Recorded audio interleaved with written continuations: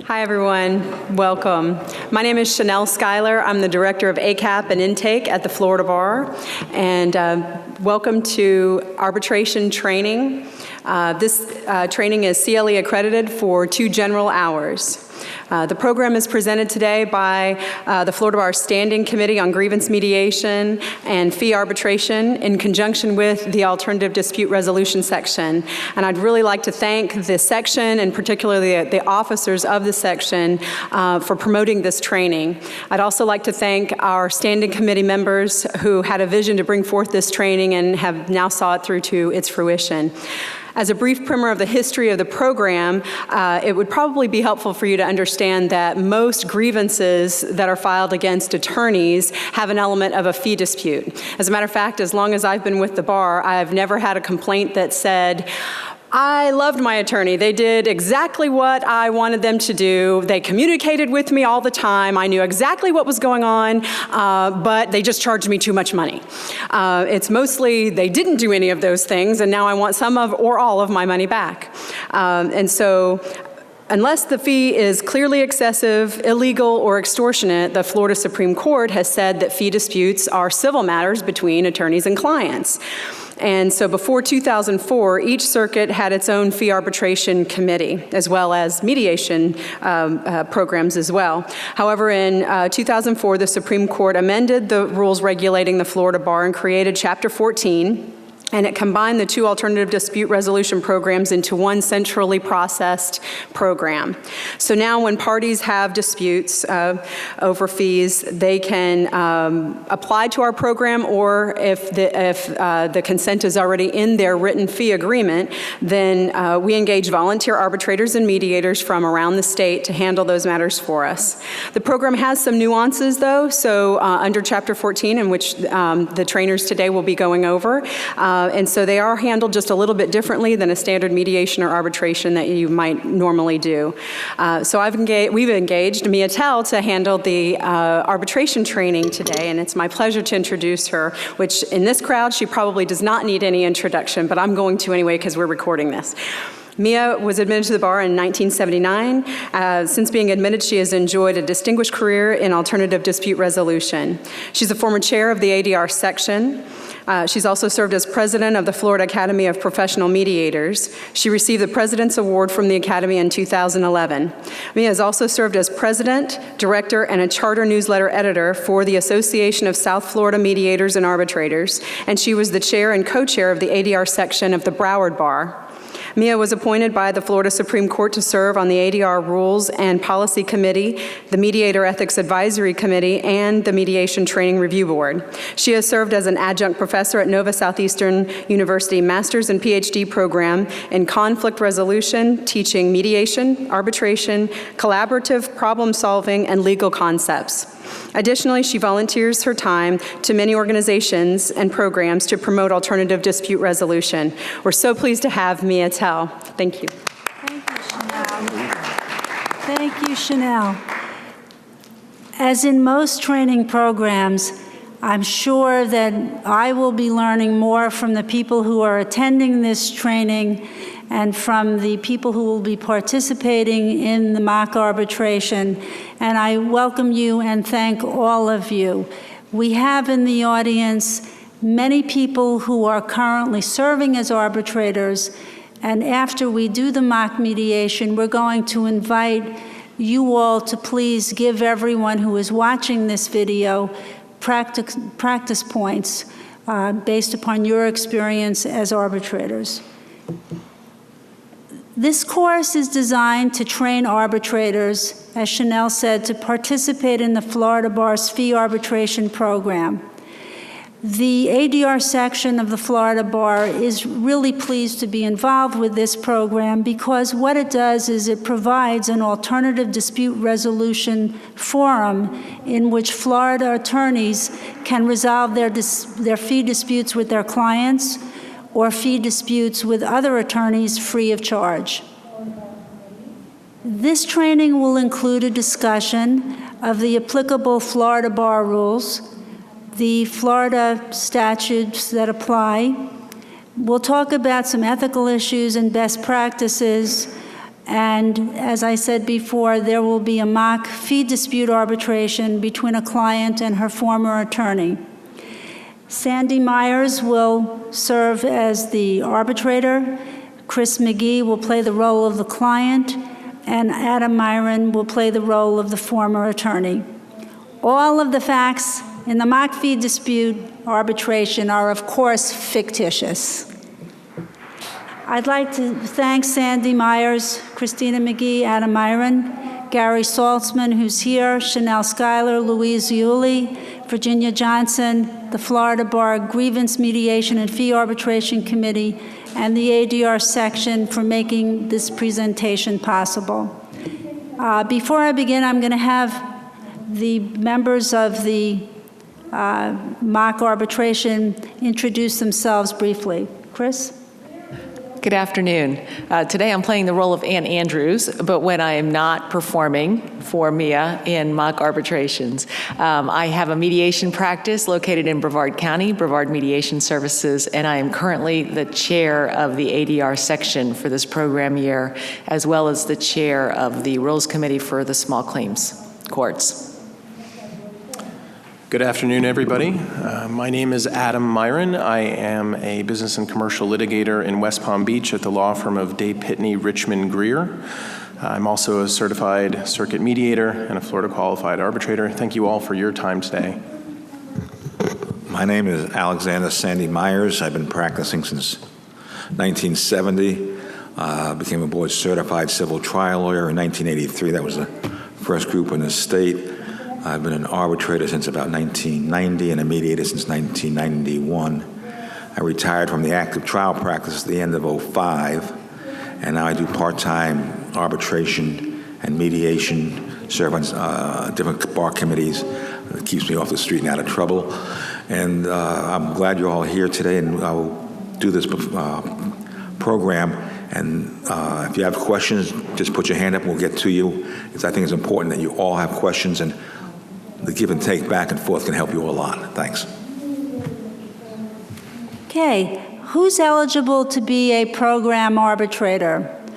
Retired judges and justices, people who were members of circuit fee arbitration committees previously, people who have served on a circuit grievance committee for 1 year or more, and any other person who, in the opinion of the Florida Bar Grievance, Mediation, and Fee Arbitration Committee, possesses the requisite education, training, or certification in alternative dispute resolution to be a program mediator or arbitrator. So for those of you who have not yet applied, Chanel has forms, arbitration and mediation application forms, and so we encourage you to apply. You do not have to be a member of the Florida Bar to be eligible to be a program arbitrator. If you are a Florida Bar member, you have to be in good standing and have no pending recommendation of minor misconduct or finding of probable cause.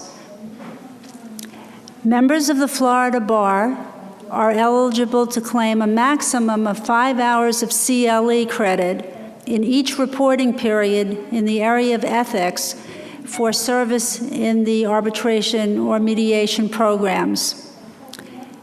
The good news about today's training is the Florida Bar has approved this training for credit. We have the course number on the screen, and you will be eligible to receive 2 general CLE credits and 2 ethics credits.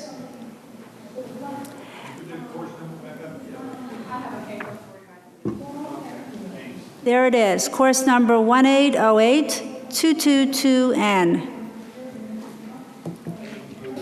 You're quite welcome. I'm just glad I can control the mouse. Okay.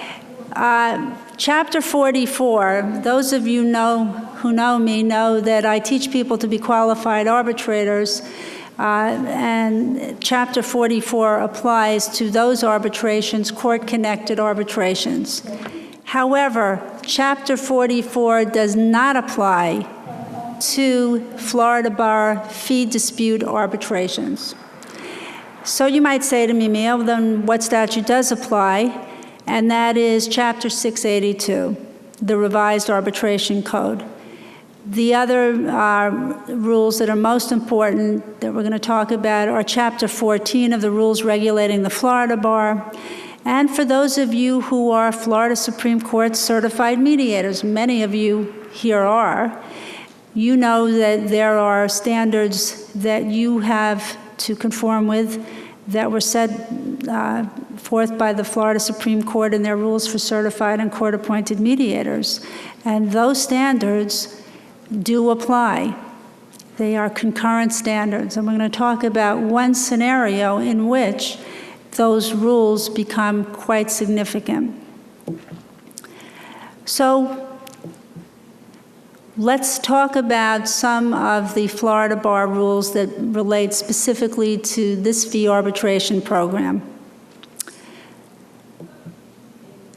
You can participate in this program if in your attorney-client representation agreement, you have a specific clause in your agreement that provides for binding arbitration pursuant to this program.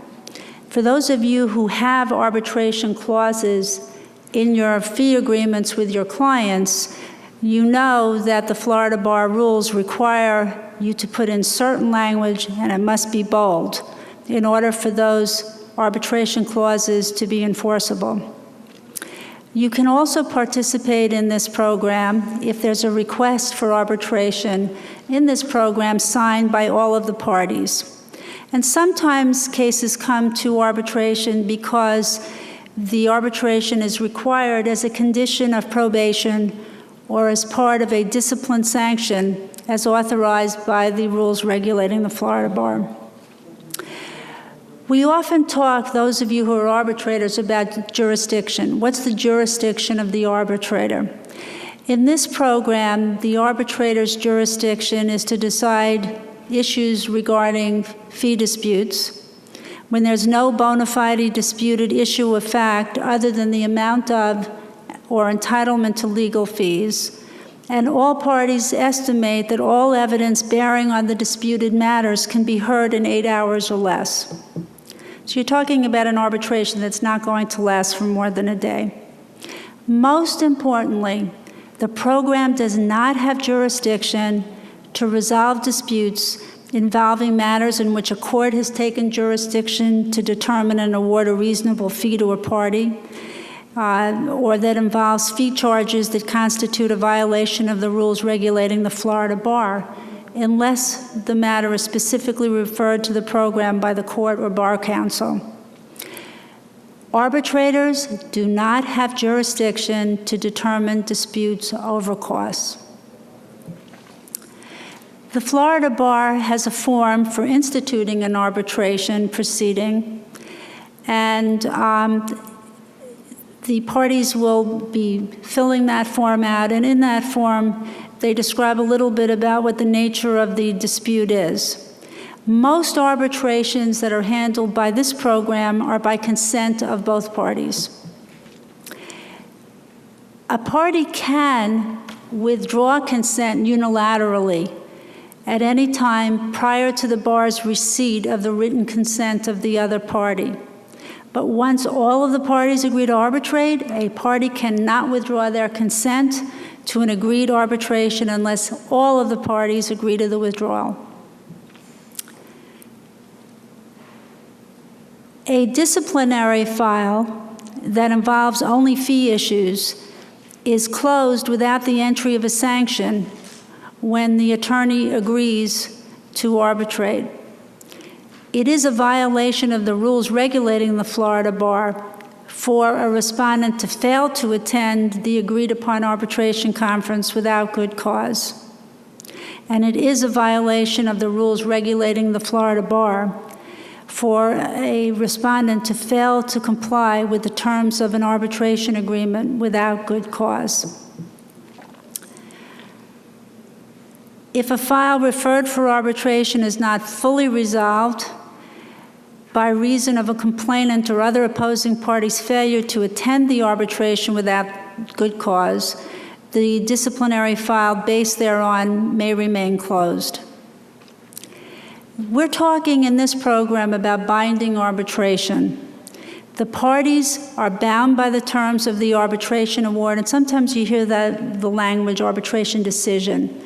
It's the same thing as an arbitration award, and there are some rights and procedures that do exist in Chapter 682 by which a party can try to vacate an arbitration award.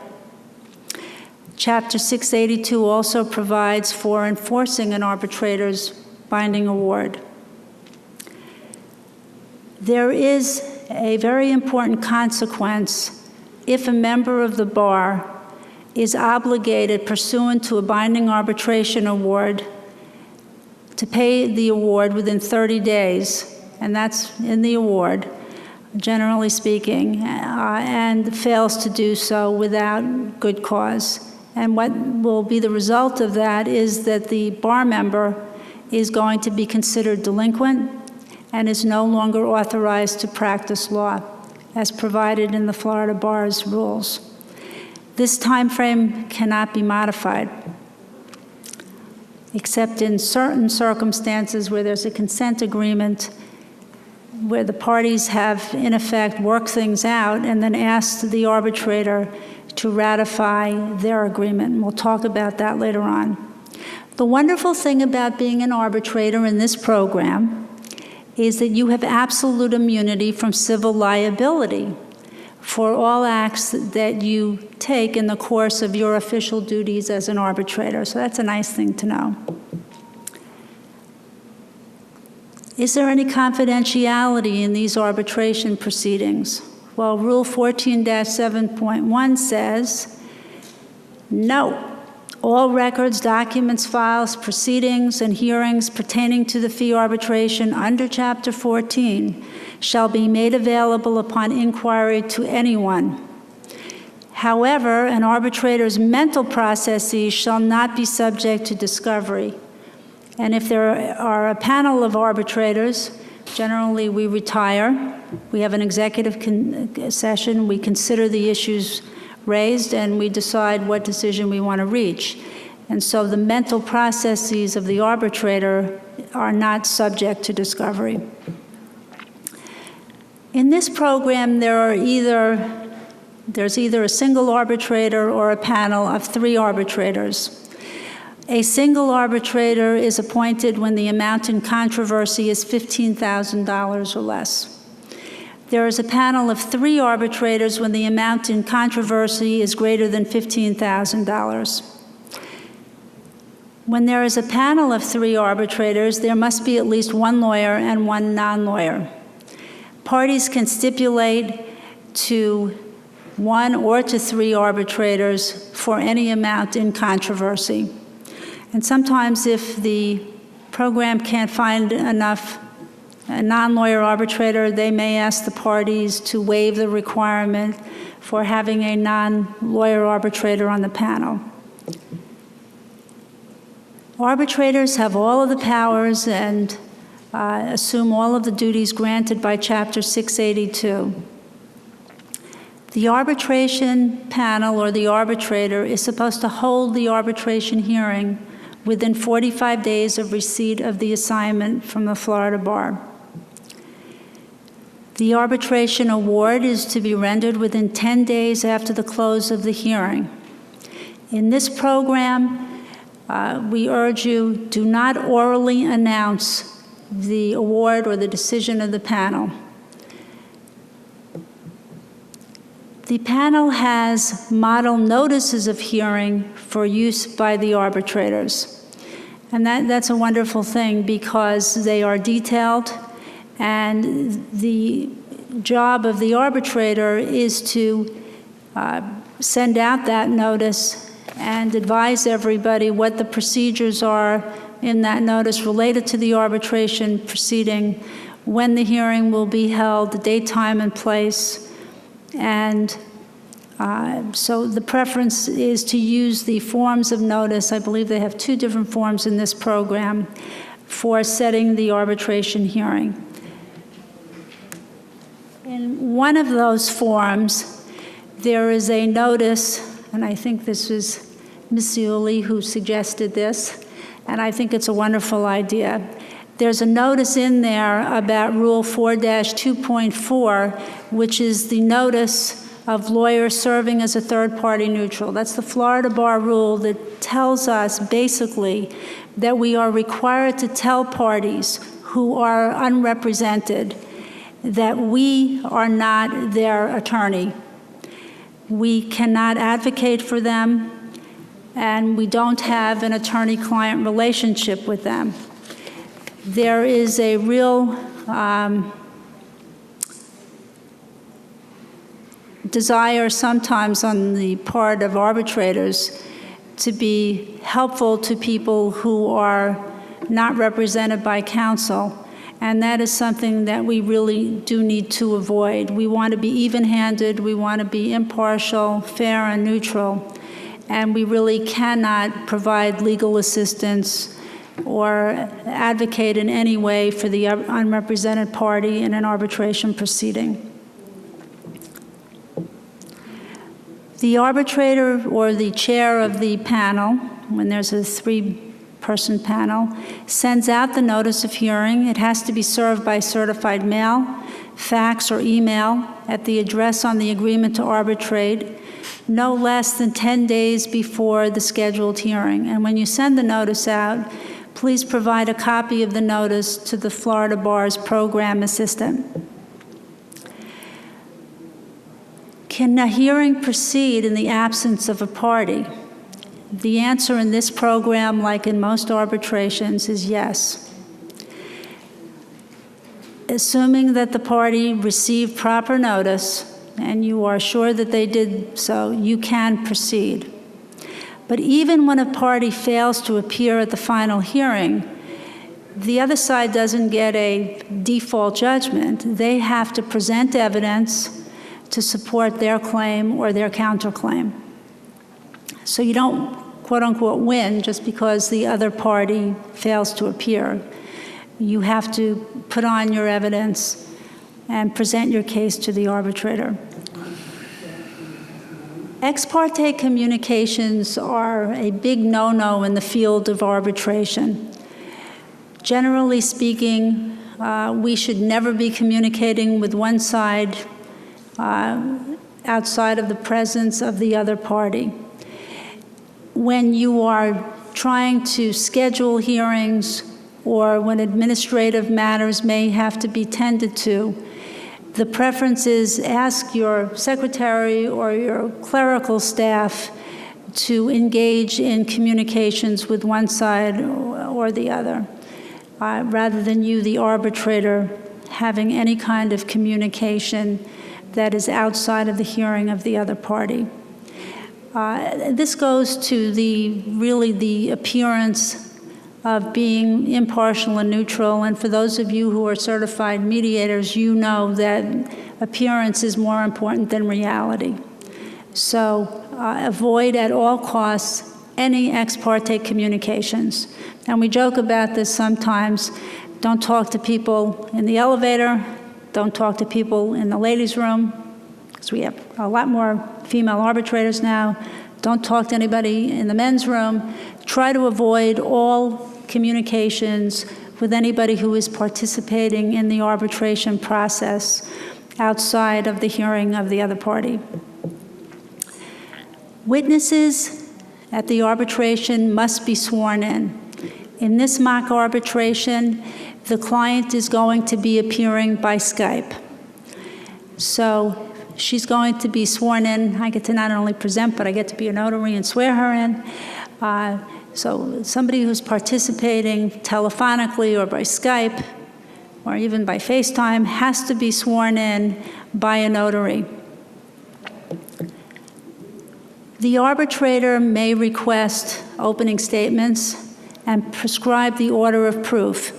In this mock arbitration, Sandy Myers, the arbitrator, is going to make some opening statements, opening comments. The participants will make their opening statements, present their evidence, and then they will make a closing statement to the arbitrator. The arbitrator will provide the participants with the opportunity to cross-examine witnesses. all parties have to be given a reasonable opportunity to present any evidence. Like in many, many arbitration proceedings, discovery is very, very limited. Depositions are allowed to perpetuate testimony, but all other pre-hearing discovery is prohibited. Chapter 682 provides a procedure for arbitrators to issue subpoenas for documents and witness attendance at the arbitration hearing. Arbitration hearings are by nature more informal than litigation in the courtroom, and the rules of evidence or the rules of civil procedure don't apply to the arbitration proceedings in this program unless otherwise noted. Make sure when you are arbitrating at the end of the hearing that you specifically inquire of all parties whether they have any further evidence to submit in any form. If the parties have no more evidence, then the arbitrator will close the arbitration hearing. Florida Bar will keep the fee arbitration files for 2 years from the date of the award. I talked about the fact that sometimes the parties reach an agreement and they ask the arbitrator to enter a consent award. I just had an arbitration, an American Arbitration Association arbitration, and I just entered a consent award. You can do that in this program as well. And in that award, you're going to adopt the agreement of the parties. But if the parties agree that the attorney is going to pay any amount for more than 30 days, the arbitration award, this consent award, has to specifically state that the Florida Bar doesn't retain jurisdiction after the end of the 30 days.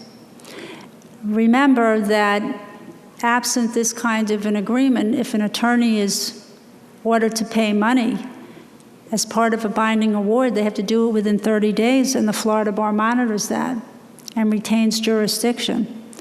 Not so if the agreement is to pay money for a period in excess of 30 days, and the award should state that the Florida Bar is not retaining any jurisdiction over the enforcement of that award. Chapter 682 has a lot of provisions that do apply to arbitration and these arbitrations. I think probably the most important one refers to disclosure by the arbitrator. Those of you who are Florida Supreme Court certified mediators have heard me, Charles, who's going to present the mediation segment, when we've concluded the arbitration portion. You've heard us talk about ethics for mediators, and that requires disclosure. It's the same thing with arbitration. Disclose, disclose, disclose.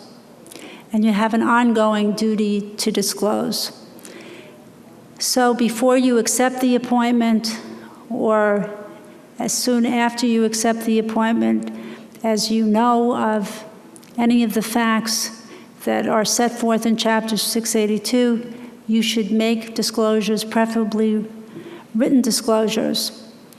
And you should disclose, quote, any known facts that a reasonable person would consider likely to affect a person's impartiality as an arbitrator in the arbitration proceedings, including a financial or personal interest in the outcome of the arbitration proceeding, an existing or past relationship with any of the parties to the arbitration, their counsel or representative, a witness, or another arbitrator.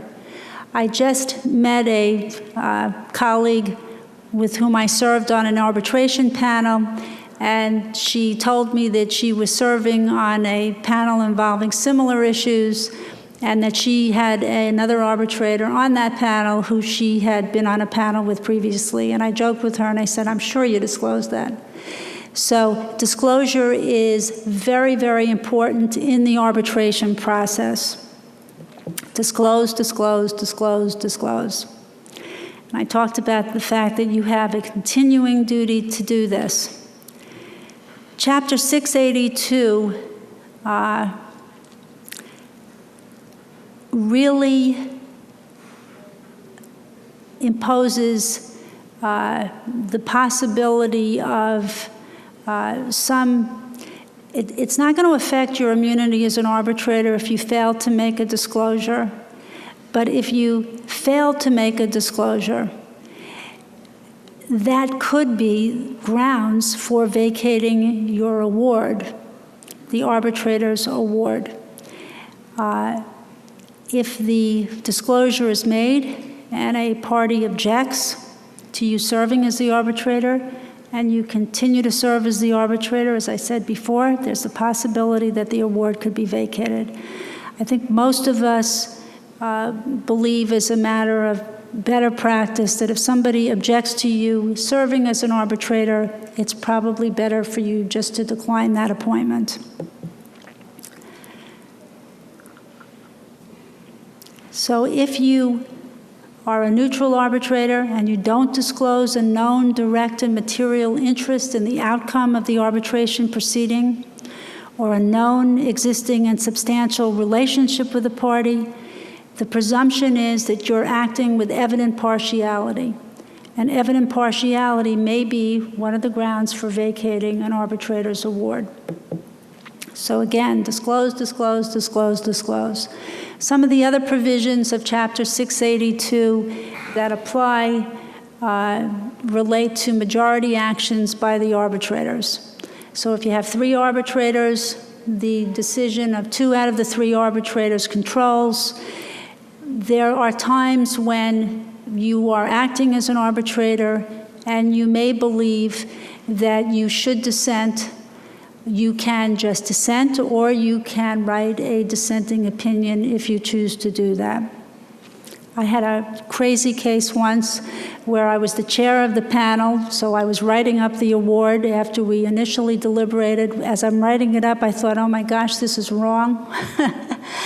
So I ended up writing the majority's award, but I also wrote a dissenting opinion, because the more I thought about it, the more I thought that that award didn't seem to be fair and equitable to me. And remember, arbitration traditionally has been about fairness and equity.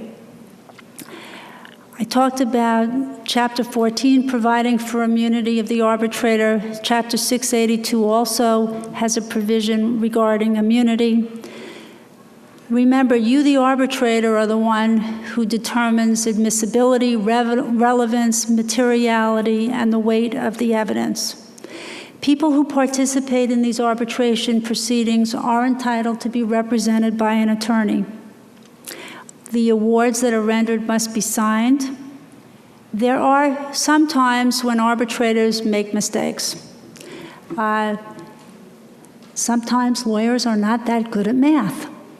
So sometimes we can miscalculate numbers, and we do have the ability to change an award, to correct it. The parties also can file a motion with the court to vacate an award. It is not easy to vacate awards under Chapter 682.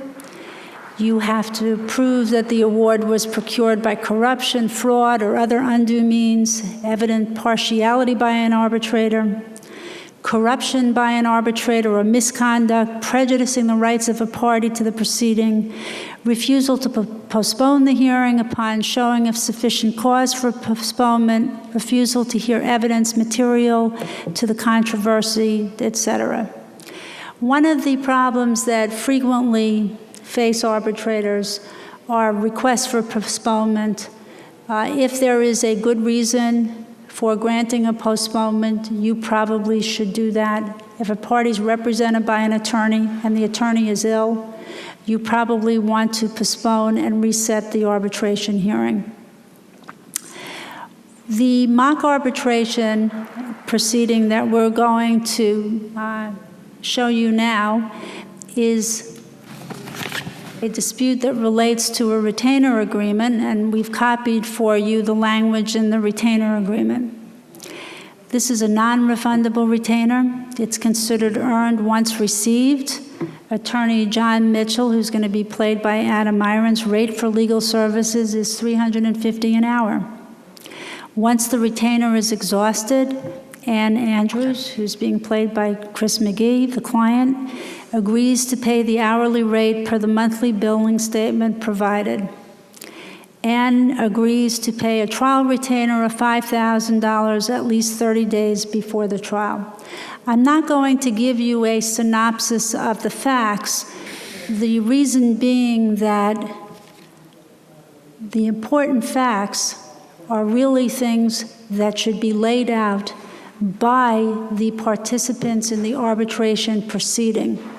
It is their job to tell the arbitrator what the important facts are, and at the end of the proceeding to tell the arbitrator how they believe that the arbitrator should rule. So we haven't presented you with the scenario. We're going to have the people who are participating in the arbitration put forth the facts for you, just as they would be doing at the arbitration proceeding. So we'll let Sandy begin. And remember, I'm the notary. I'm going to be swearing in the client, Ann Andrews, from a distance. Okay, Sandy. Thank you, Mia, for the introduction, and took everything I was going to say for an opening statement. Very thorough. This is a very good procedure that the Florida Bar has instituted for a long time ago, over 20 years, and lawyers in the state are finally realizing how effective it is if there's a dispute with a client. You really get the opinion that the bar is bringing in the lawyer and saying, try this method, and therefore we don't have to go through the bar grievance matter, as Mia is referring to. And it's a very effective method when you get the lawyer and the client talking to each other, and most cases resolve themselves favorably. The last thing lawyers like to see is a letter from the bar saying this is a grievance matter, and you just don't want to have that. If you cooperate with it and work it to your best ability, then you will have a favorable resolution under most circumstances. If you can't resolve it, you can't resolve it, but usually it is resolved. The client, you've already sworn them, and you're ready to proceed with the opening. Would you state your name, please? My name's Ann Andrews. Do you solemnly swear and to affirm the testimony you will give today will be the truth, the whole truth, and nothing but the truth? I do. Thank you. Okay, let us proceed. Well, good afternoon. I'm here today because a few years ago, I was getting a divorce. And so I reached out at the beginning of the summer in 2016, and I contacted Mr. Mitchell because I needed a lawyer to represent me in my divorce. And that's when I was living in Florida. I don't live there anymore. Of course, I'm over here now in Texas, which is why I appreciate the fact that Mr. Mitchell is letting me come in by Skype so I don't have to fly over to Florida and then spend time there with the hotel bills and et cetera. But back in 2016, when I was going through my divorce proceeding, I ended up talking to Mr. Mitchell and had a couple of emails with him. And then he presented me with a retainer agreement. And I decided that it would be a good idea to retain him. And so I signed that agreement. Now, as a part of that retainer, he wanted some money for costs, so I gave him money for the costs. That's what was required by the agreement. And I also gave him an advance fee retainer of $15,000.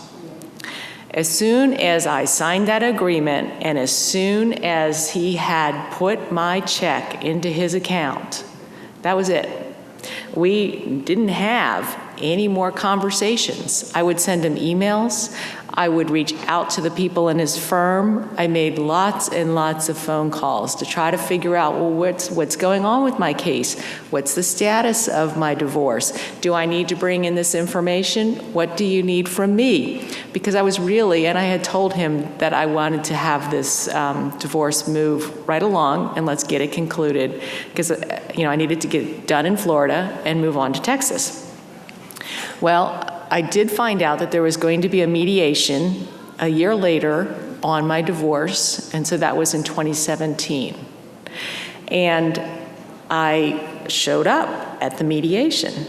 Well, guess who didn't show up to the mediation? My lawyer didn't show up to the mediation.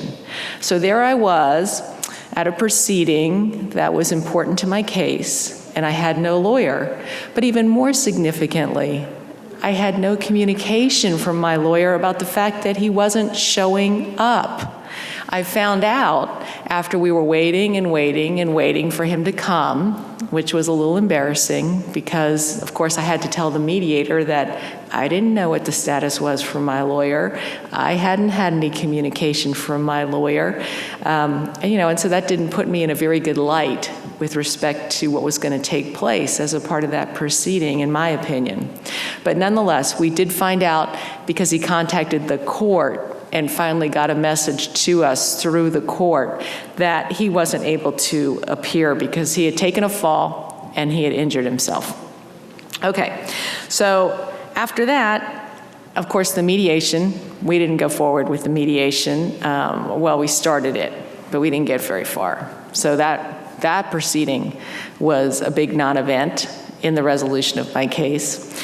And then I kept trying to reach back out to him and to find out, what are we going to do next? How are we going to proceed now? What's the next things what's going to happen? No contact, no communication, nothing from his office. I mean, I understand if he can't personally take a call or make a response, but he's got an office, and you'd think somebody would have told me what was going on and let me know what to expect. I didn't get any of that. So, long story short, what I ended up having to do was hire another lawyer.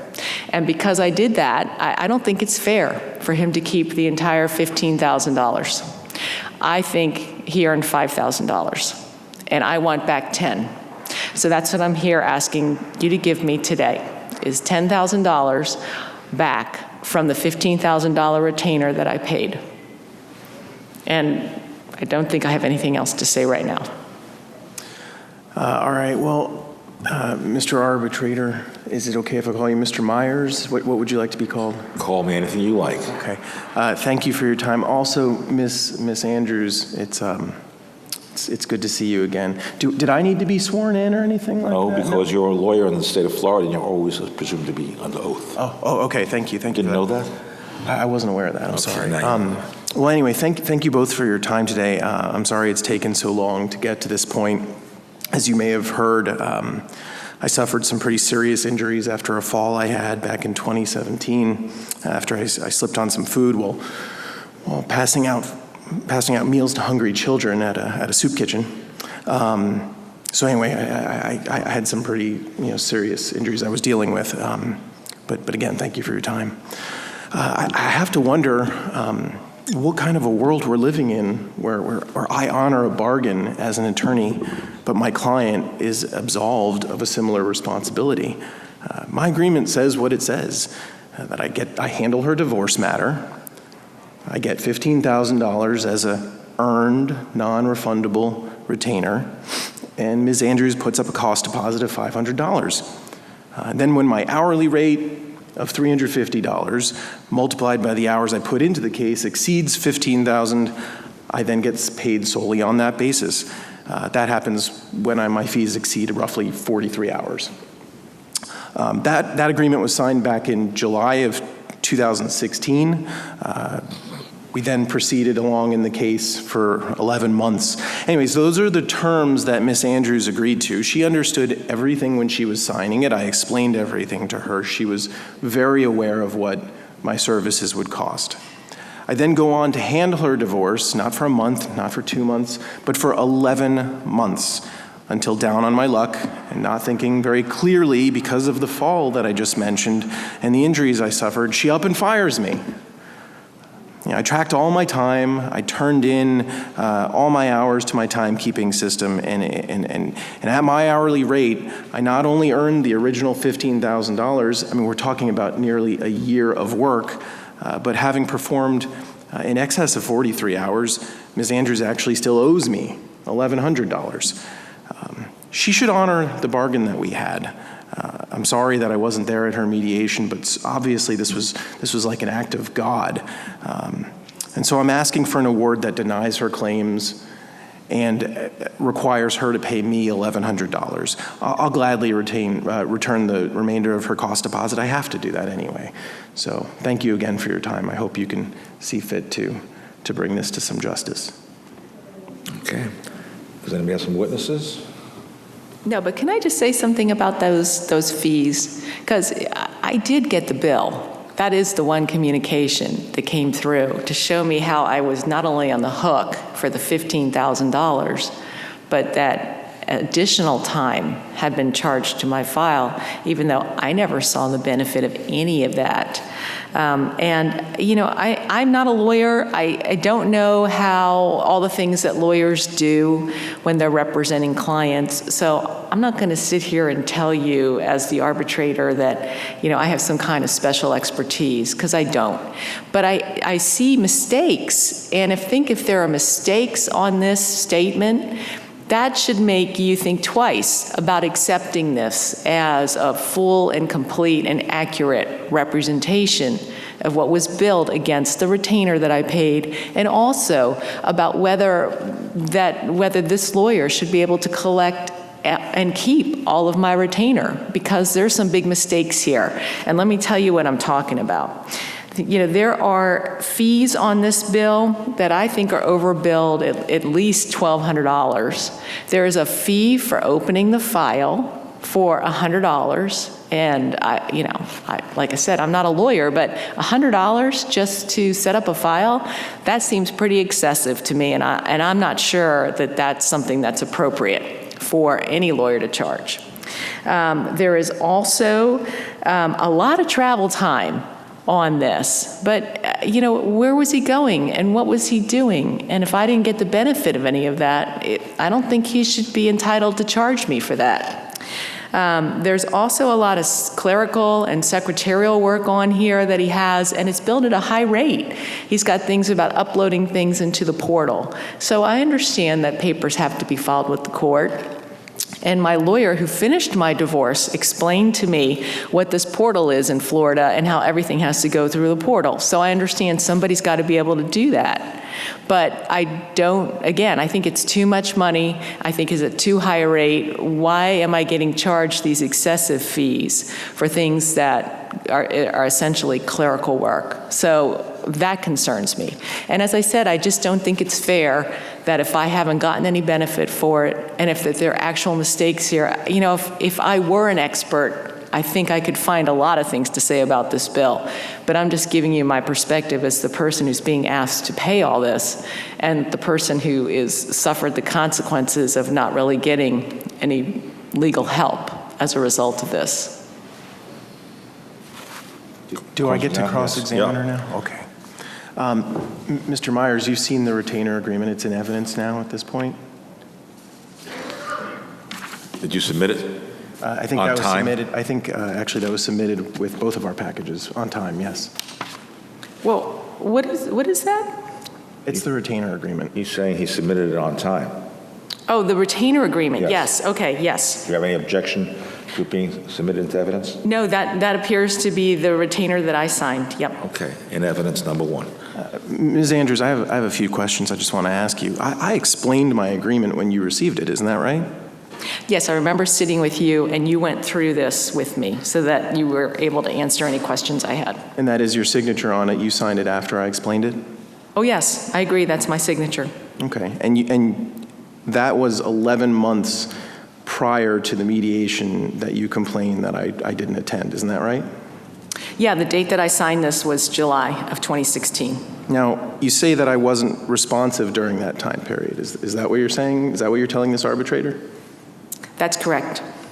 Did you submit any phone records reflecting that you made calls to my office? No, I just know that I made calls and that, tried to get information and didn't get any response. So that's a no. You did not submit any evidence of that. Is that right?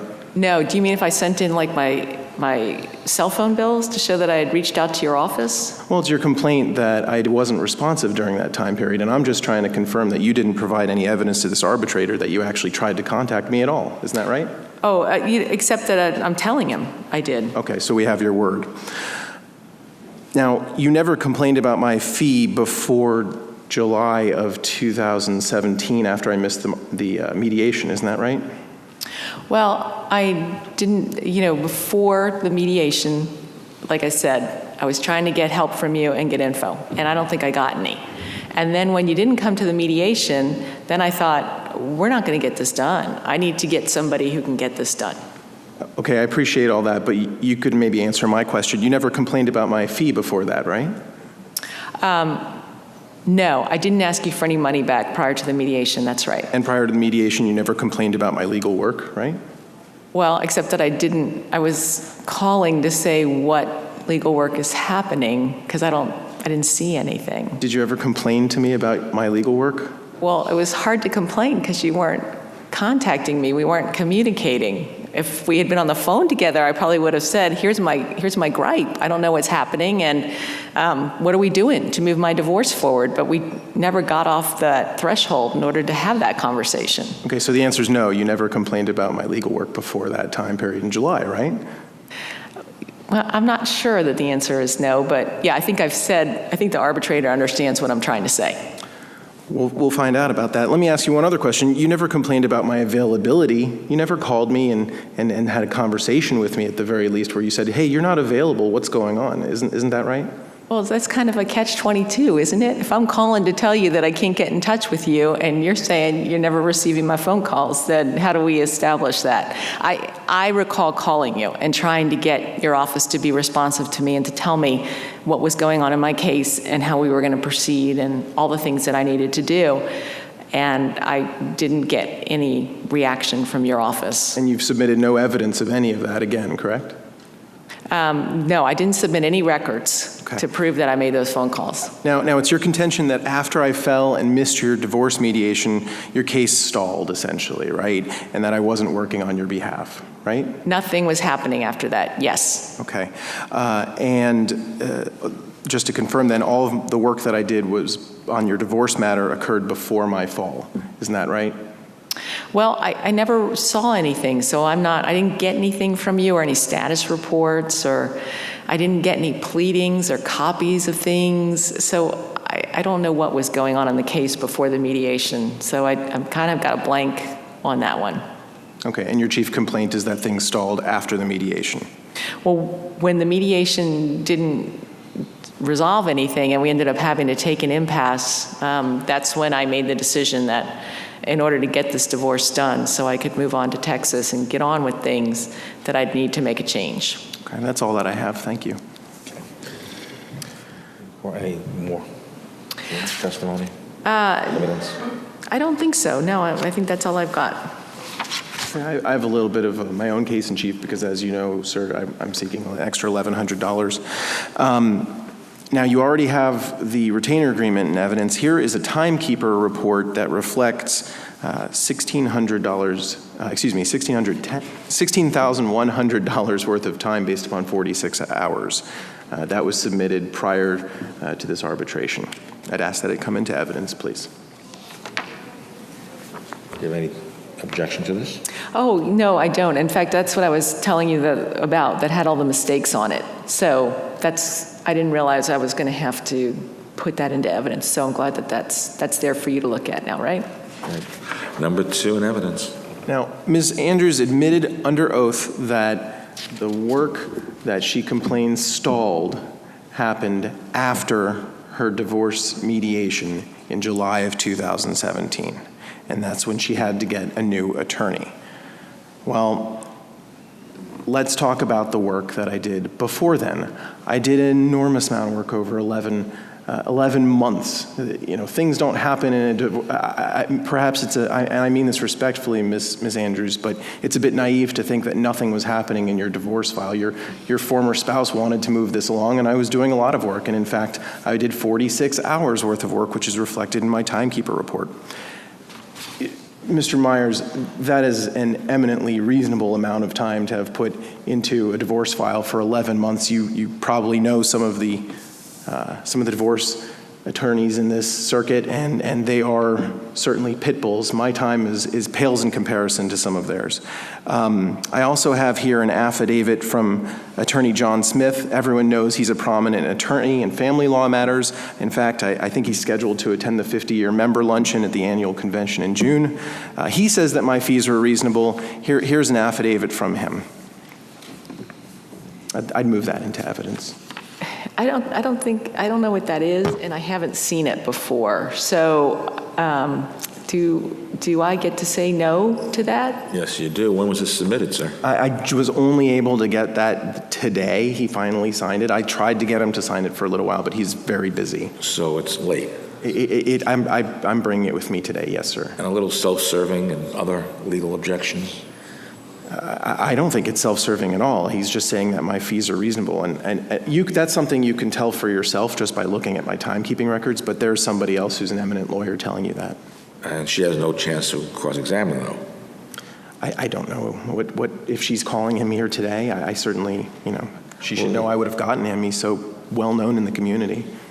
We'll reserve ruling on this. We'll tentatively accept it, but we'll reserve ruling. That's all the evidence that I have to put in, sir. I would maybe mention one other thing that, I want to resolve this with Ms. Andrews. Maybe if you think the parties would benefit from it, but maybe you would consider mediating this case for us now before you issue a ruling. Would that be okay? No. Why not? Because as the arbitrator, I can't mediate the case. Oh, okay, I see. However, is there any further testimony or evidence on either side? That's all that I have. Closing arguments or anything like that? No, I don't have anything else to say.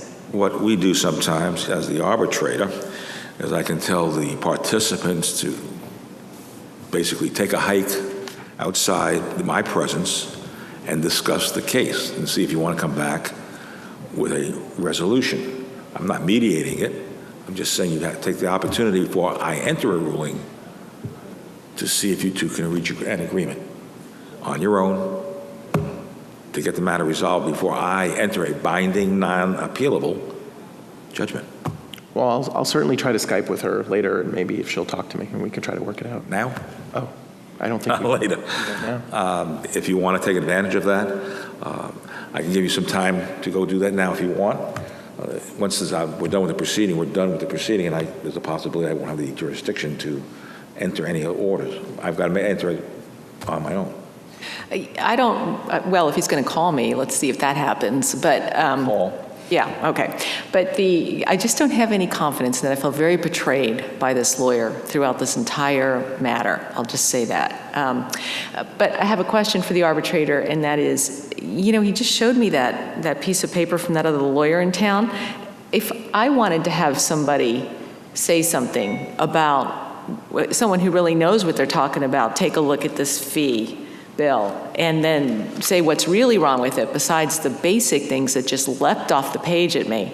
Could I do that? And could I ask you to hold this open till I get a chance to do that? Well, probably not, because you received notice and then we requested that all the documents be submitted prior to today's hearing, and we don't have trial by ambush. Right, but I didn't find out about this until right now. Well, that's the reason I reserved ruling on not submitting this into evidence yet. Your position is that you didn't have enough time to review it. And I didn't get a chance to do anything with it, so you're right. But if you decide to let it in, then do I get a chance to have somebody look at it? I would think that would be a reasonable request, but I think at this point, I'm probably going to rule against this coming into evidence. You have to have some termination of proceedings. You can't drag it out and drag it out and drag it out. So, counsel, what do you think? Would you want to submit your case to me without this document? Well, if you won't let it come in, I can't bring it in, but I know that you have the authority to use your reasoned judgment and look at that timekeeper report, and you can see that I was doing a very fair amount of work and a reasonable fee. And you testified as to your reasonableness and your familiarity with the practice. Well, I will say that in my circuit, $350 an hour is very low for this type of matter. I'm not sure if Miss Andrews said this, but she lives on a very large ranch. She's a very wealthy person. Let's not go beyond. She can. Okay. Well, I was trying to be fair to her, is all. Okay. We're not going to allow this part in, but you've testified as to what's a reasonable fee and your basic experience and knowledge of this type of a case. Absolutely. So we've got the verbal testimony. You had a chance to cross-examine. This document won't come in at this point. Anything else? I don't have anything else. You sure you don't want to take outside or tell me to take a hike, and you don't want to talk about it before I enter a ruling? I'm okay with that. Okay. Then I'm going to have to enter a ruling at this point. Are we going to go beyond that, or just we'll leave it here at this point? Sandy, do you want to make a few concluding remarks and close the hearing? In a lot of these proceedings, the ones that I've handled for the last, say, 20 years, it's amazing after you hear the evidence, both sides finally get to see each other and they're answering their own questions.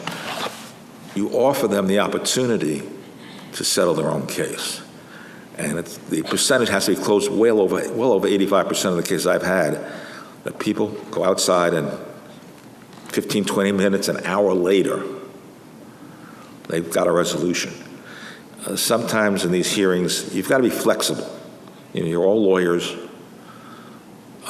You know things happen. Pardon my French, but shit happens. We know that. Sorry about that for the microphone. But you have to be realistic, and you give the people an opportunity to resolve their dispute. And if they do resolve it that way, everybody feels better about the system. If they can't resolve it, then the arbitrator has a job to enter an order based upon the evidence. And it's a very viable system. Like I said, it's been around for a long time. If you have some friends who aren't aware of this agreement, this program for the Florida Bar, it's very shocking to say, I never knew that. They never heard about it. But most lawyers will take advantage of it, especially if the Florida Bar is calling and saying, try this method so we don't have to proceed any further on the grievance side. And then, as Mia told you, that there's a certain procedure you follow after that. Is there any questions in the audience? Adam, any practice points that you think that are important for people who will be serving as arbitrators? Sure. I think it's, it's really important, obviously, that you're going to, you're serving somebody and you're showing them why this form of alternative dispute resolution is perhaps a better way to resolve a conflict than traditional dispute resolution through the court system. And that's only going to work as a viable source for the public of resolving their conflicts if, they have faith in us as arbitrators and as mediators, and we'll do the mediation next. And so it's really important that you, as an arbitrator, you're reflecting that you've read everything. You really have given a lot of time and attention to their case, no matter how big or how small, and that you're going to be impartial. I would just throw out there that obviously I was trying to be a bit, I wouldn't call it obsequious, but a little bit deferential and extra polite, considering that my opposition had just slammed me during this and talked about how terrible of an attorney I was. So that really goes more towards the advocacy, but from the arbitrator standpoint, what I certainly will always look for is somebody I know is really going to give a lot of time and attention to the case and not treat it as just a rote exercise. You all haven't seen a copy of the notice of hearing that's sent out, but in that notice it indicates to the parties that they are required to provide the arbitrator with the exhibits. It may be 5 days, 10 days before the hearing, and so the reason that we had that late exhibit that was in this mock mediation is because obviously that party did not comply with the preliminary rules that the arbitrator set forth in the notice of the hearing. And the arbitrator does have the authority under 682 to set forth those requirements in the notice of hearing and can enforce them. Mia, one thing, go ahead. Did you want to? Any practice points? Yeah, the only other thing that I'd point out in this process is that the benefit of letting the parties listen to each other, right? So we stress that a lot in mediation, and I think it's equally important in arbitration, is to give the parties a chance to hear what each one is saying and to, be respectful of all of the parties and the points of view that are being expressed. You have parties in conflict, obviously, and to the extent that you can get them to actually hear what's being said on the other side. So, Ann Andrews' big theme was, I've been betrayed by my lawyer, and now he wants me to pay for that too. And I don't know if that came through, but that's where I was trying to go with that. I am a lawyer, not an actress. So, hopefully you got to hear some of that.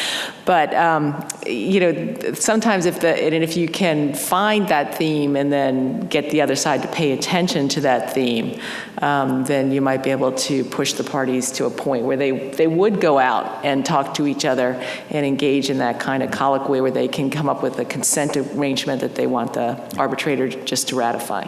There's another point here for another side. The bar offers services in disputes between attorneys and attorneys. We've had several. We did a three arbitrator panel where there's a dispute on referral fees. Other fee matters, the lawyer leaves the office and somebody else finishes the case. And it's very effective. I'm talking about when you really get some big numbers involved and a lot of egos are involved. Try this method. There's nothing wrong with it. You can make it binding. You can use the right language.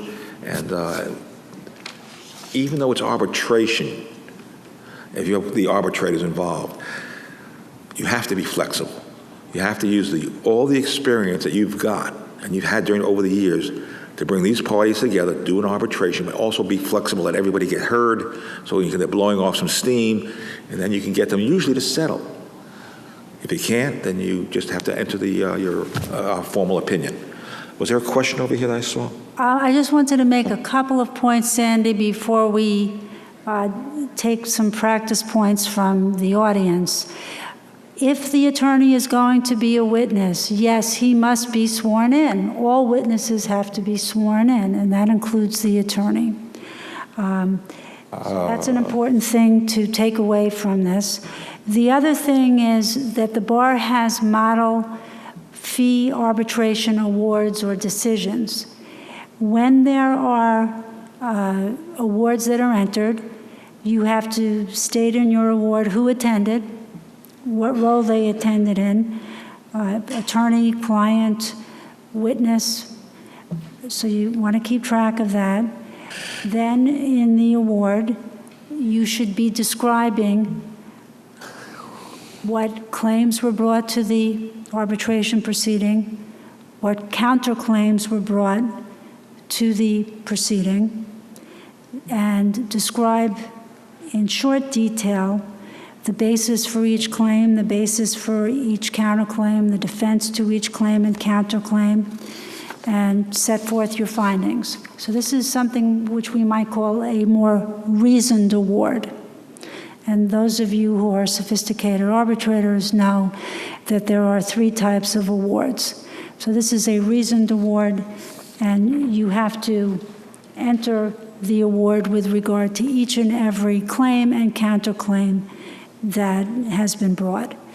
The language that you're going to see in the model forms of awards which the bar can give to you when you work as an arbitrator, that is in every arbitration award, is that the award is in full settlement of all claims and or counterclaims if there are any submitted to the arbitrator. And the program suggests that you put into your award that the award may be enforced in accordance with Chapter 682 of the Florida Statutes. So just want to make sure that we've emphasized some of those important points. And now we have many, many experienced arbitrators who have participated in arbitration arbitrations pursuant to this program. So Chanel's going to walk around the room, and we'd like to ask you if you would like to contribute some of the practice points that you think would be helpful to people who want to serve as arbitrators in this program. Anybody have any thoughts? So the only practice point I would add is that even though you're tempted to rule from the bench, don't. Take it under advisement. You know, your award has to be in writing, signed, delivered, all the requirements of an arbitration award, so that it serves no purpose to give a verbal award at the hearing, and you're likely just going to draw argument from someone. I mean, you could turn it around the next day, but there's really no reason to give a verbal ruling at the hearing, and that's the best advice I can give you. I would add a practice point about the witness, the client or witness or a party who is not present and is going to appear either by Skype or some other method telephonically, that in the notice of hearing that you address that. And I think in the form that we have, it does give you some practice points as to how to do that. And secondly, the notice of hearing also will say, concerning remote testimony, that the notary has to be present with the witness in the room. And some people tend to forget that.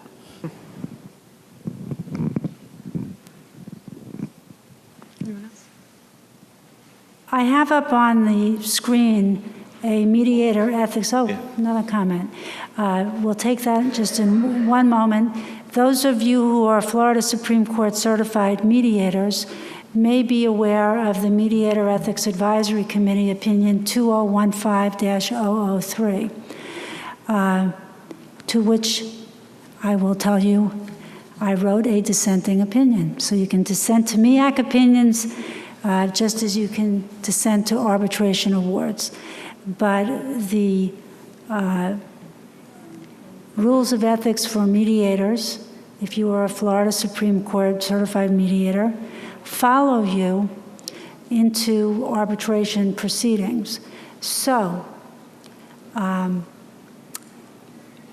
if Sandy starts as an arbitrator, which he did, and this may happen, and the parties then say to him, Madam Arbitrator, Mr. Arbitrator, we know you're a mediator. We know you've been a member of the Executive Council of the ADR section of the Florida Bar for years. We know you're a prominent mediator. Could you please help us mediate this case? The answer must be, if you are a Florida Supreme Court certified mediator, that you cannot move from being an arbitrator in that case to a mediator. The ethics rules for Florida Supreme Court certified mediators do not allow you to wear two hats. That opinion does say, however, that if you mediated the case previously, you may be able to serve as an arbitrator in the same case, but one should do so with great caution. I don't know if in this program, and Chanel can tell us better, whether you allow people who have mediated a case to then arbitrate the same case. But for Florida Supreme Court certified mediators, it is an absolute prohibition.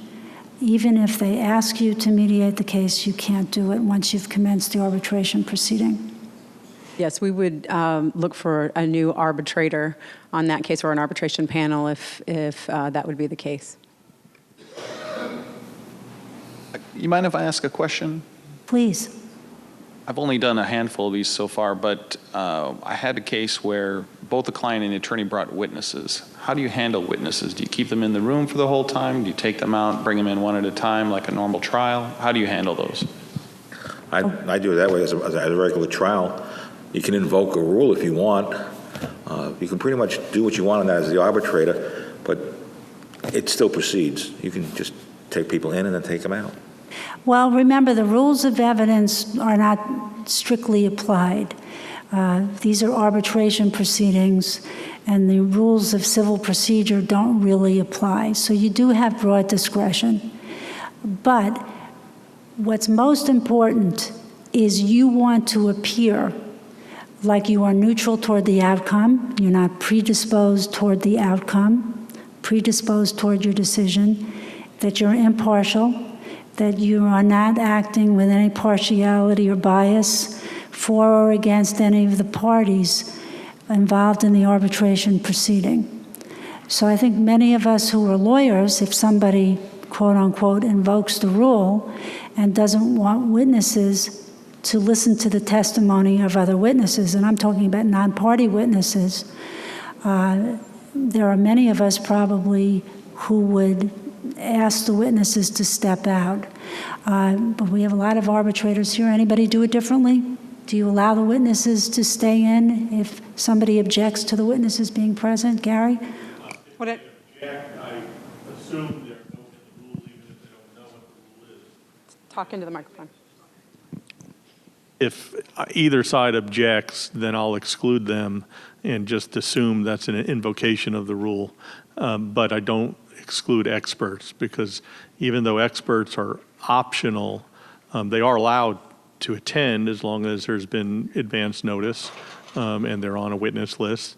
So I won't exclude an expert because sometimes they need to hear the opposing side's testimony. I think that's a great point. In the notice that's sent out with regard to the hearing, there is also in the notice a requirement to provide witness lists 5 days, 10 days prior to the arbitration hearing. I think most of the notices, Louise, you can correct me if I'm wrong, require at least 10 days of notification prior to the hearing of who you are intending to call as a witness. So, again, you know, if somebody wants to have somebody testify that hasn't been listed on the witness list, you have the discretion to say that you don't want to listen to that witness's testimony. Any other circumstances, things that have happened in anybody's arbitration proceedings that you think would be helpful to discuss? One moment. My experience has been attorneys are totally unprepared for the arbitration, and for some reason they feel like they can go into the arbitration and just spew out without following any rules of evidence or anything else. I don't know if other people have run into the same problem, but it's like I have to caution them of, you know, this is an arbitration proceeding, it's not mediation. And they don't bring time records. I mean, it's like total lack of evidence of any type. I don't know if anybody else is running into that, but it's very frustrating. Probably one of the best ways to deal with that is to use the notice of hearing that the program has, because it is very detailed and it is really designed to give the participants some idea of how the arbitration is going to proceed and that they should prepare before they come to the arbitration hearing. And so hopefully they are going to mark those exhibits, they're going to provide you with the exhibits, they're going to set forth the names of the witnesses. The model notice of hearing tells you how evidence is going to be presented, the order of presenting evidence. It tells the parties that if they want to hire a court reporter, that they can do so, but it has to be a certified court reporter. The tape recordings are not allowed. It also talks about no contact with the arbitrator or the arbitration panel. So the more that you can put into that notice of hearing, probably the better organized the parties will be when they come to arbitration. And Mia, I have a question about that. You know, with respect to reaching out and talking to the parties, I know the notice goes out the door, right? But do you all ever find yourselves reaching out just to touch base with the parties to make sure that everybody knows what's going to happen and when before the arbitration proceeding takes place? So you have that group conference call, and then you can raise a lot of those kinds of issues about, you know, I don't have a witness list. I have 2 exhibits from, you know, from the client side. I don't have anything from the lawyer's side. Are you all prepared or planning to send me something? And, you know, you just sort of have that kind of status conference check-in. And how successful do you find that to be? Well, I think you certainly can have a preliminary hearing or a case management conference. I think Chapter 682 allows you to do that. And in many other types of arbitrations, we typically have a pre-hearing conference so that everybody is on the same page. And in other forms of arbitration, that's the time when we ask, when people want to conduct the arbitration hearing, how many hours do they think that they're going to need, and where we talk about the date, time, and the place. I'm not sure in these arbitration proceedings, which are briefer, that many of the arbitrators hold preliminary hearings. Louise, you want to give us your thoughts on that? I don't typically do that. I know Gary holds a preliminary hearing. I typically do not. I also wanted to, if I might, comment to your observation about the attorneys are the ones who are typically not complying with the rules. And unfortunately, that's been my experience as well, even though my notice is extremely detailed in what they need to do. And the attorneys, a lot of them are trial attorneys. So they should already be very familiar with this. And my experience has been is that they're not following the rules. Even sometimes during the hearing, I will, get some pushback about, well, why do I have to do it this way? Why do I have to do it that way? And I've been very impressed, actually, with most of the lay people who take it extremely seriously. That's just been my experience. They are dressed appropriately. They've submitted their witness lists and their exhibits all on time. I've seen them write out very detailed opening statements, closing statements. They did a much better job in terms of being professional in terms of the approach than the attorneys, unfortunately. I've even had an attorney who was not honest with me as to the reason the attorney did not appear at the hearing, which of course has to be reported to the bar. So that's been my experience. I know Gary wanted to add something too. Yeah, I conduct a case management conference for every one of these that I do. I have my own case management order that has a lot of elements of Louise's order, and then I'll walk them through that from both the scheduling but also the expectation, witness lists, exhibit lists, exchanging exhibits, telling them up front in this conference, I'm going to not allow any exhibits that they haven't exchanged by my deadline. I'm not going to allow witnesses to testify unless they've been listed. So not only is it in writing, but I've told them, and I field questions, and I typically get procedural questions from the non-lawyer. How is this going to go? So I'll walk them through. We're going to have an opening statement, then claimant's going to present their case, their witnesses, and just walk them through the procedure so it's not a surprise.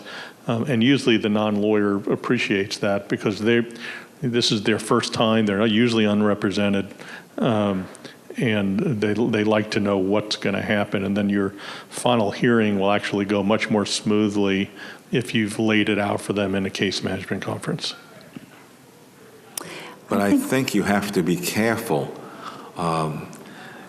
It's like in a situation, a default case. You don't want the arbitrator bending over backwards for the civilian. And you find that it's a real fine line when the civilian starts testifying and there's no distinction between his opening and closing statement and what he's thinking he's submitting testimony.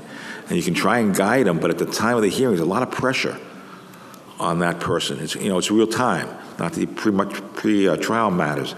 So it's a real fine role if you're an arbitrator to not back over too far on one side or the other. That's a good point. We're not anyone's advocate, and we can't help people present their case. The best you can do is ask them, do you have any additional evidence? Do you want what you just told me in your opening statement?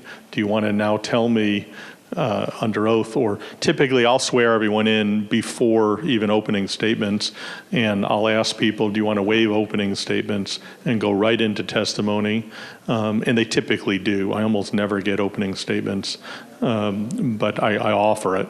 And then I avoid that. But you do need to be careful about helping one side or the other on the proof that they're missing. That's not our role. Any other comments before I? Thank you. So as the trier of fact, if you have questions, do you have the ability to ask the claimants to clarify issues? That's one of the points I was just going to make, and I thank you for bringing that up. Every arbitrator has a different style. One of the advantages of asking very few questions is that you don't appear to be helping one side over the other. On the other hand, if you don't hear the question or you don't hear the answer, or you think that you really need to clarify something, those are important questions to ask. But if you do a lot of questioning as an arbitrator, the perception may be that you are not being an impartial and neutral arbitrator, you are advocating for one side over the other. And so think before you ask those questions, but certainly there are questions that you do need to ask, particularly if you didn't understand what somebody said, it didn't make sense to you, and you do want to make sure that everyone knows and walks away with the feeling that they have been listened to and they have been heard. This is a very important moment for both the lawyer and the client or the participants in the mediation process. This is their moment. We're talking about binding arbitration, and the grounds for vacating a binding award are very limited. And the consequences for an attorney who does not pay an award within 30 days is extremely significant, because if they don't pay it, then they're not allowed to practice law. Gary, did you want to say something? The only thing I'd add is if you do ask questions, I think it's incumbent on you to allow the parties then to ask any follow-up questions based on your questions. And from a procedural standpoint, I'll wait until direct is done, cross is done, then I'll ask my question and then turn it over to redirect, and then I'll even allow recross if I've asked questions. If I haven't asked questions, I don't allow recross. I think that's an important point, because this is arbitration, and you need to be, even though you're the arbitrator, the judge, you need to have some flexibility. And you should point out something if you feel you can't rule and make a fair ruling without having some additional evidence. You don't want somebody coming back later on and saying, well, why didn't you let us know a little bit more? The more open you are, the better the feedback you're going to get, the easier it's going to make a decision. I think Mia said it. If there's something that you don't understand, that's when it's appropriate to ask the question, and that's my litmus test. If there's a missing element that they haven't proven, that's not my role to ask them the question that would fill in that hole. That's not appropriate. Yes. After having served many years as a mediator, since about 85, 18 years into judiciary, one of the things that is stressed, and having done fee arbitrations prior to now coming to this, when I don't know if they were done on an ad hoc basis or how they were assigned, I accepted them. But one of the things that has been stressed over all the years is fairness. Fair, fair, fair, fair, fair. Seems to be the word that was always drummed in, and judges would get in trouble if it looked like they were, or certainly opinions about them in terms of not being fair. The other thing is the style, and we learned that early in the judicial college about what is your style. Do you just sit there and listen and rule? Do you, from time to time, ask? Or do you are you a hands-on, more active? I noticed that the lawyer indicated he was obsequious, and I thought he was anything but obsequious. The arbitrator was obsequious. He was very quiet. He said very little. And I felt myself almost in his shoes, wanting to ask, particularly to pull out of the client more information and more details about what was done. On the other side of the coin, and I know this is where it's difficult in terms of fairness and balance, I thought with a lawyer, with all of his experience and all of his bragging and how good of a lawyer and how fair he was and everything else, and then you had a citizen, and he was just like essentially running all over her. Now the question I had in my mind is, where do I begin to draw the line in saying, Mr. Lawyer, I think it's time that you take a deep breath. We're dealing with a citizen who has questions about what went on. I'd like to hear more from her about this, and maybe you could be a little more human while I'm trying to get a little more detail and lawyering out of her. I think most of us would avoid that approach. Most of us would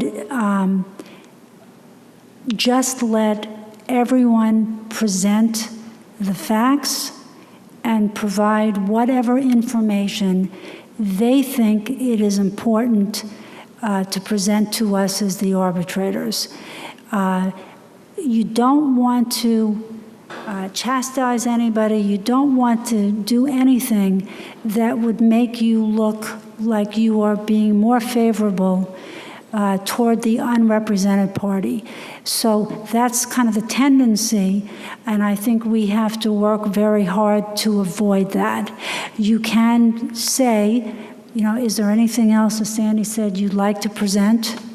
You want to reiterate that they feel that they've had the opportunity to present all of the evidence that they would like you to consider, and reiterate again at the end that they've had the opportunity to present everything. You're going to put that into your award as well. But I think we need to be very careful about how we handle unrepresented parties. We cannot be their advocate. We're ethically, as lawyers, not allowed to do that. And I know I arbitrated a case. This was a securities case. I was the third arbitrator on that case, and it involved a brokerage firm suing an unrepresented client. And she was able to get the prior arbitrators thrown off the case, or the other side was able to get them thrown off the case, because the brokerage firm alleged that the arbitrators had been too helpful to the client and had engaged in ex parte communication with the client. Unrepresented people who are prepared and who know what they have to do can do a very, very fine job representing themselves and giving you all of the information that they think is important. I just want to talk about a couple of things that apply to you being a skillful arbitrator, and they are very similar to what we teach mediators to do. The first thing is you want to be an active listener. And, that's conveyed in many ways. It's conveyed just by you looking at people when they're talking to you. And obviously, we didn't set this up in the way an arbitration room would typically be set up, but active listening skills are extremely important in arbitration.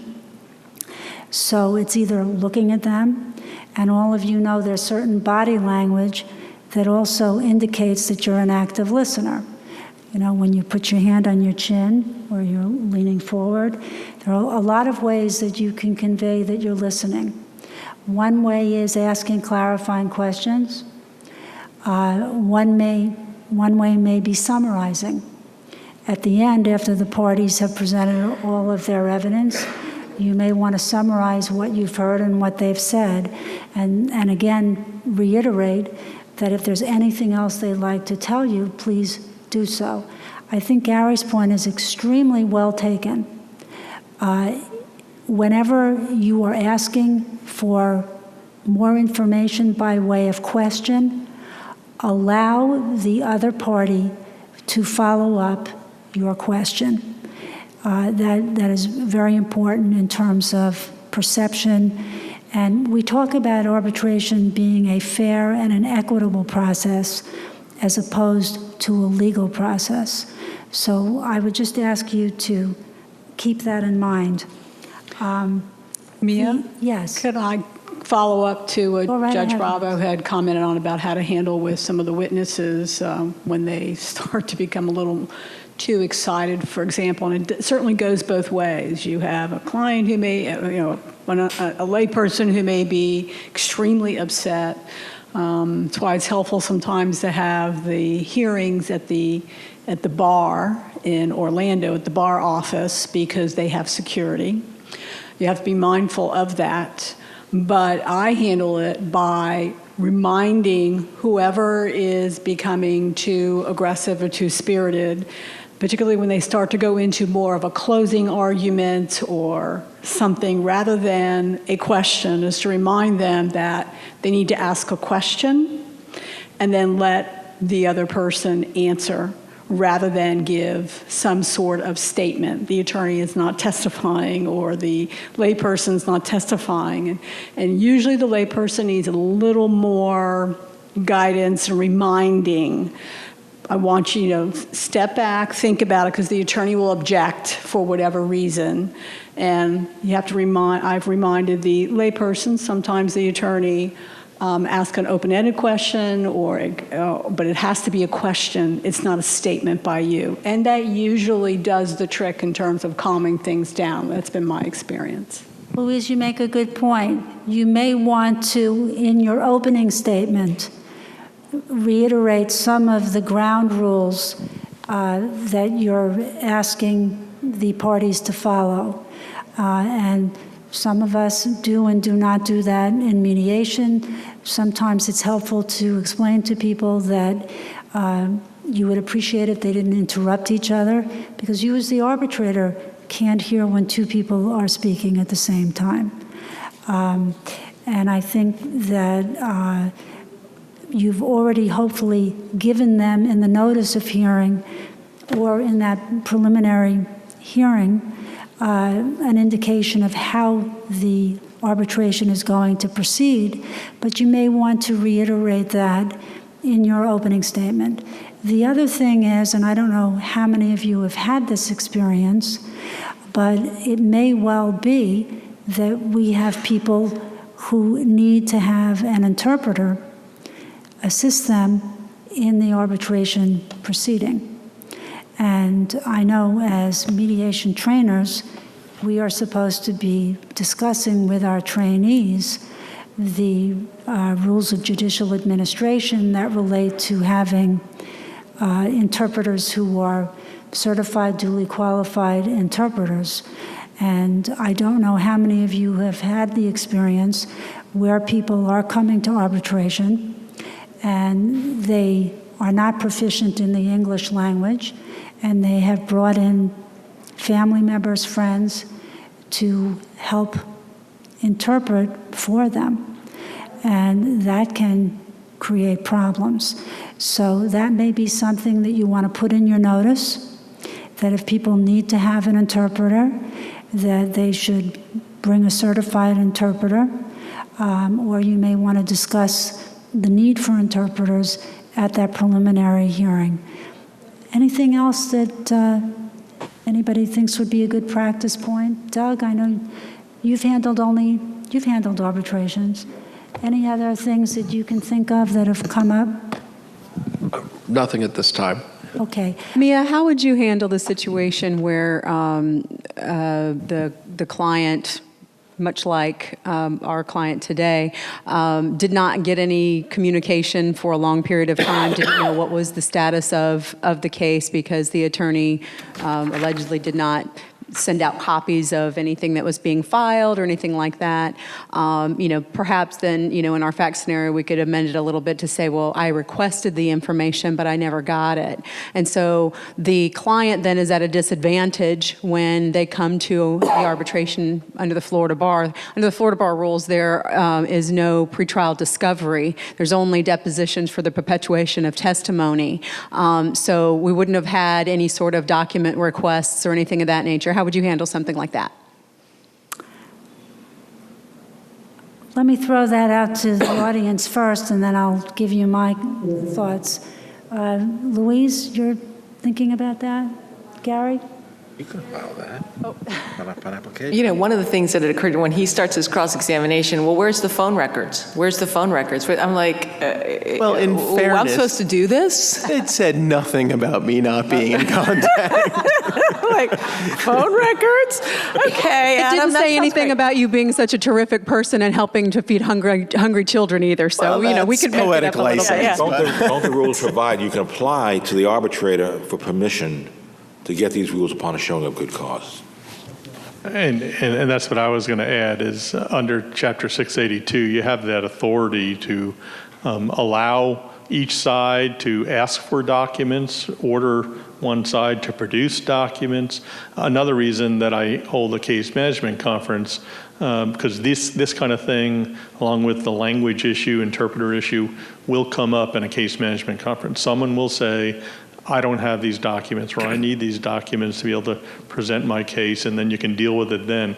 The last thing you want to do is having these issues come up at the final hearing, and then you find out that one side is at a severe disadvantage to the point where there may be a fundamental issue here.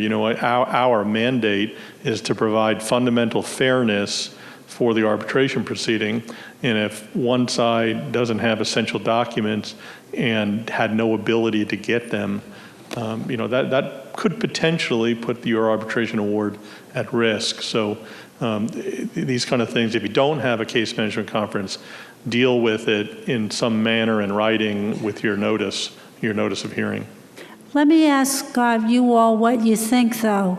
The task at hand for the arbitrator is really to decide if there is a claim by the lawyer for additional fees from the client, or the client who believes that he or she has been overcharged.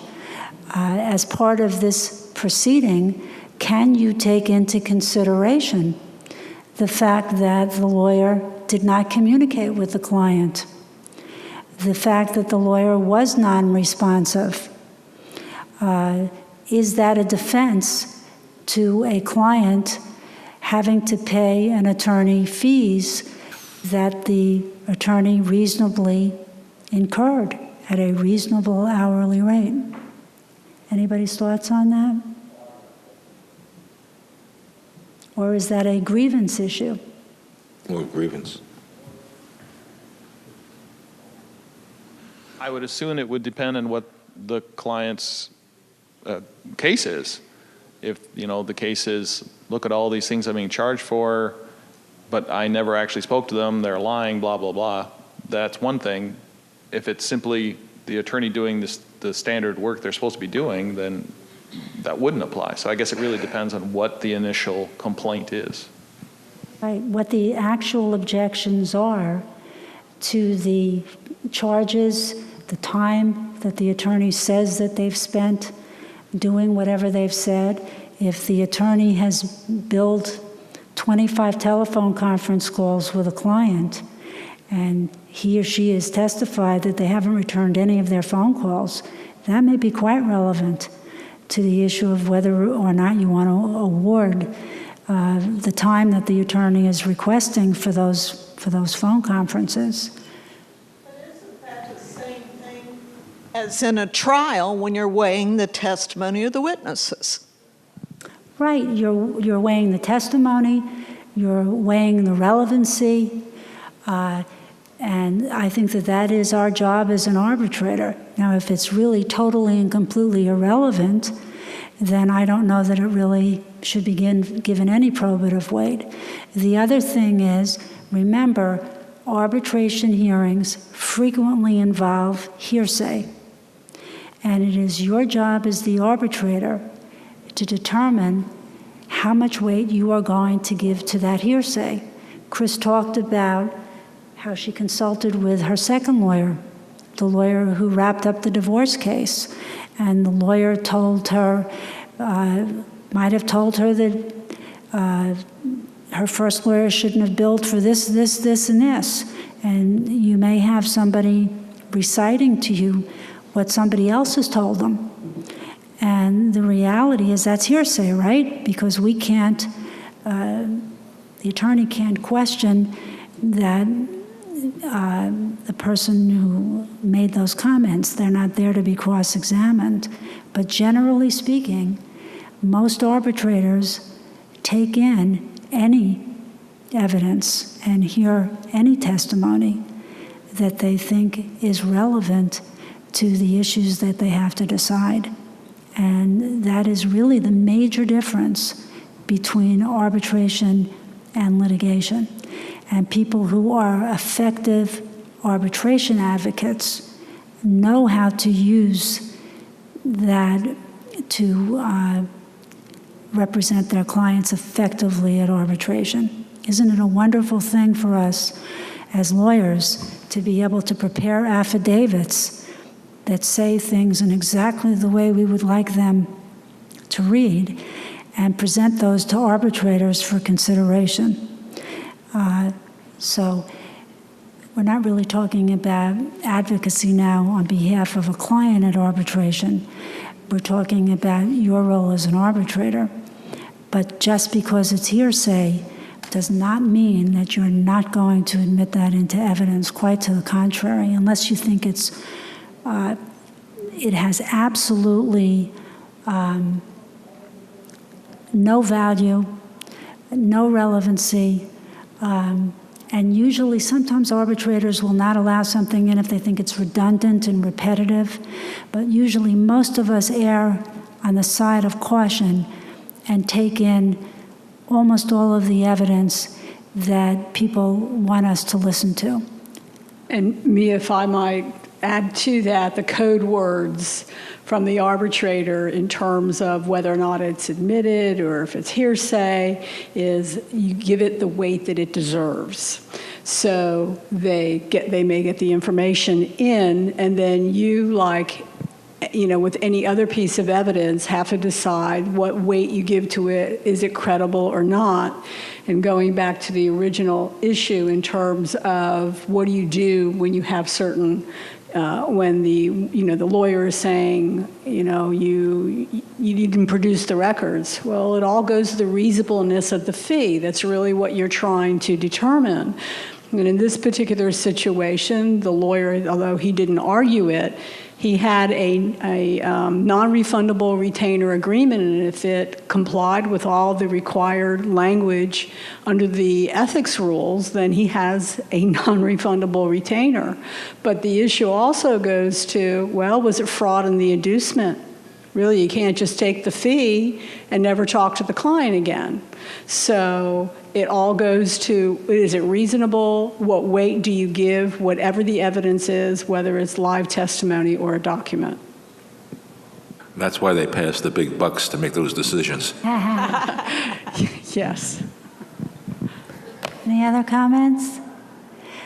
Okay, so let me just make some concluding statements. First of all, I hope all of you will sign up and become arbitrators, and I think you will find that it's very rewarding, and I know that the bar really needs additional people to sign up so that this can be an effective program.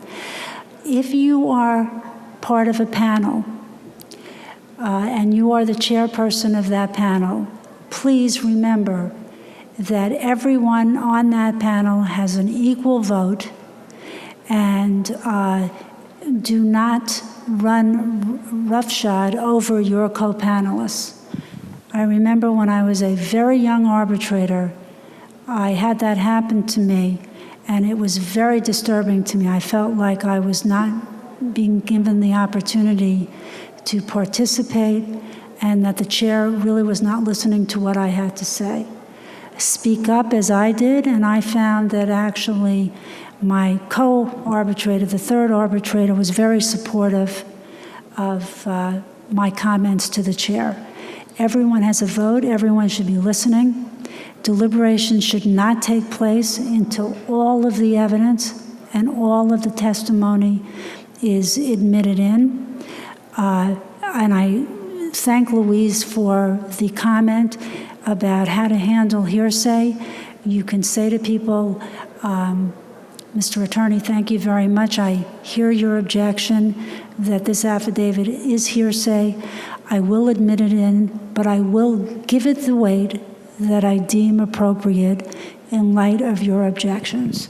So it's coming in, but the person who is objected understands that you've clearly heard why they are objecting to that affidavit or that hearsay coming in. Again, just to reiterate, you move forward. If somebody does not appear, this has happened rarely, but it has happened to me in some arbitration proceedings. Make sure that you know for certain, check and make sure that the notice that you have sent has been sent to the right place, because sometimes mistakes are made. Sometimes you'll get a call, somebody will be delayed, they may have a problem getting there on time. I think most of us will wait a reasonable amount of time, just as we do with mediation, particularly if somebody calls and says that they've had a problem getting there on time. I think you want to be fair. And as I said, sometimes postponements are an issue. The reason that they are an issue is because people have spent money sometimes coming back here. They've spent money on transportation, tickets, hotel rooms. So you have to be very careful when you are granting a postponement, and you have to take into account all of those considerations. Any other comments anybody would like to make? One practice point, if somebody doesn't appear and I know that they've been properly noticed because it comes from me, I take the time in front of whomever the other parties are to call the office or the home or whatever the phone number is to find out if something has happened, because things do happen. People do travel. There could have been an accident. It could have been anything, rather than making an assumption that somebody did not deliberately appear. I think that's a great practice point. And as Louise said, if you're going to do that, you do that in the presence of the other party. So it's not an ex parte communication. Chanel, any other practice points that you'd like your future arbitrators to know about? We did mention a couple of times during the skit that there was an administrative fee of $100 just to open a file, and that is prohibited under the rules regulating the Florida bar. So if you see those sort of administrative, hey, I opened the file and I'm just charging an arbitrary $150 or $200, whatever it is, that is an automatic line through. And we've sent cases down to the branch office for further investigation on those issues. But I would really like to thank each and every one of you on the panel. You did a fantastic job, and thank you so much for bringing to light all those little nuances of Chapter 14, and you did a great job. Thank you. Thank you.